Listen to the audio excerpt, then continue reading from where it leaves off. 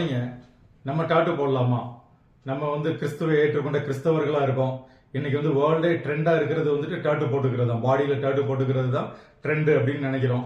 போட்டா என்ன தப்பு? இது தப்பு இல்லையே அப்படின்னு நம்மளுக்கு தோணுது. ஆனா பைபிள் சொல்றது டாட்டு போடுறது தப்புன்னு சொல்லுது.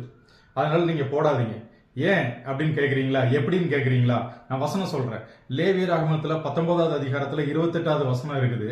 அதுல என்ன சொல்லுது அப்படின்னா, உன் உடம்பு மேல எந்த ஒரு அடையாளமான எழுத்துக்களையோ எதையுமே நீ வந்துட்டு குத்திக்காத அப்படின்னு ஆண்டவர் தெளிவா சொல்றாரு. பாடி மேல எந்த ஒரு மார்க்கும் நீ பண்ணக்கூடாது அப்படின்னு சொல்லிட்டு. ஏன் அப்படின்னா உன்னோட சரீரம் நான் தங்கும் ஆலயம், அது பரிசுத்தமானது அப்படின்னு சொல்லிட்டு. இதுல எந்த மாதிரி அடையாளமான எழுத்துக்களை போடாதீங்கன்னு சொல்றாங்க. முன்னாடி எல்லாம் பாத்தீங்கன்னா நீங்க ஒரு 19th செஞ்சுரி ஆண்டவர் அப்படியே போனீங்க அப்படின்னா என்ன சொல்றது, வயசான பாட்டிமாரெல்லாம் இருப்பாங்க. அந்த பாட்டியம்மாலாம் மேலே பார்த்தா நிறைய பச்சை குத்தி வச்சிருப்பாங்க. ஒரு ட்ரைப்ஸ்லாம் இருப்பாங்க. அவங்கள போய் பார்த்தீங்கன்னா அவங்களாம் நிறைய பச்சை குத்தி வச்சிருப்பாங்க.